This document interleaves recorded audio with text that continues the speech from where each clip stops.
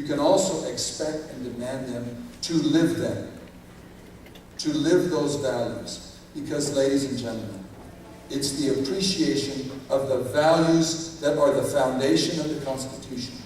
286 of those values, as enumerated by Cleon Skousen in my old textbook right there, John Henry. This old textbook that Donette and I took this course in the 70s, shortly after we were married. In the 60s, my dad took a little course on the Constitution from a man named Lewis Stradling. He had Stradling's Lumber Company, back when we had lumber in Arizona. And in the 70s, Donette and I took the course. It was then the Freeman Institute with a man named Cleon Skousen. In the 80s, we took it again, and we're blessed then to have a president, Ronald Reagan. And I was then involved with that National Center for Constitutional Studies. And we created an award for Ronald Reagan. In the 90s, they asked me to run. And I ran and served you, a part of this district, for 9 years. And in 2000, I represent 7,000 to 10,000 hardworking blue-collar Arizonans. And I am proud of them. I'm proud that I can do that in any venue across the state. Because I believe in them. I believe in the mining industry. That'll be the backbone of our recovery as District 1. The natural resource backbone of our district.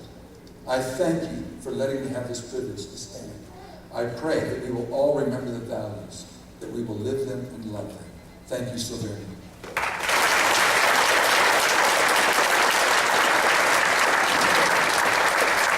I hope the Arizona Republic is not here. Please welcome our next candidate, Mr. Bradley Beauchamp.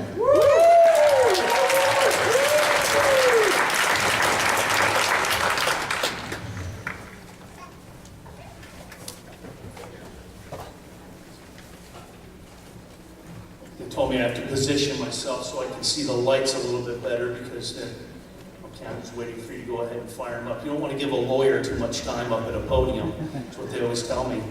And I'm actually the lawyer that was referred to. Before I was a lawyer, though, I moved to Globe, Arizona back in 1991. I'm an Arizona native. I moved to Globe in 1991, and we all know in copper mining towns, when the price of copper drops, everything drops, including employment and all the services that you find in the local communities where there's copper mining. And my job was one of the ones that was eliminated through a reduction of force because I was the new guy.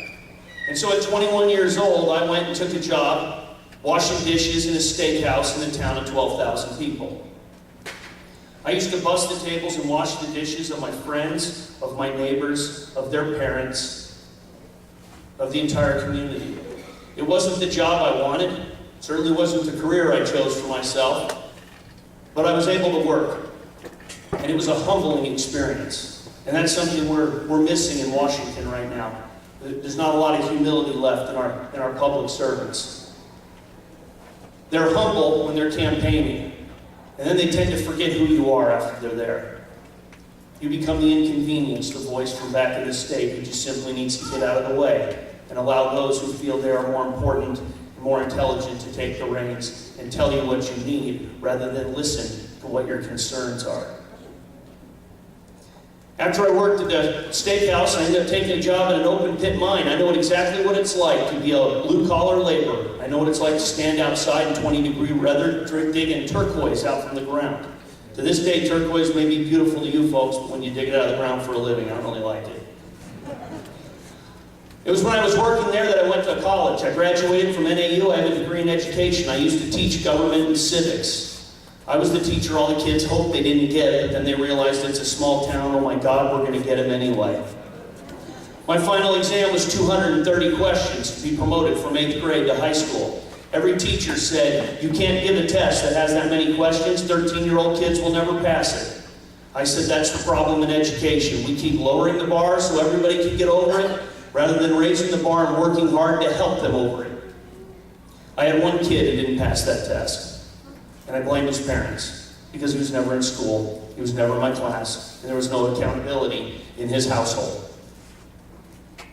The rest of them went on to high school, and some of them ran into me again.